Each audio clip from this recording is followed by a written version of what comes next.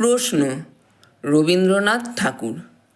মা গো, আমায় ছুটি দিতে বল, সকাল থেকে পড়েছি যে মেলা। এখন আমি তোমার ঘরে বসে করব শুধু পড়া পড়া খেলা। তুমি বলছো দুপুর এখন সবে, না হয় যেন সত্যি হলো তাই। একদিনও কি দুপুরবেলা হলে বিকেল হলে মনে করতে নাই? আমি তো বেশ ভাবতে পারি মনে। সূর্যি ডুবে গেছে মাঠের শেষে, বাগদি বুড়ি চুবড়ি ভরে নিয়ে শাক তুলছে পুকুর ধারে এসে। আধার হলো মাদার গাছের তলা, কালি হয়ে এলো দিঘির জল।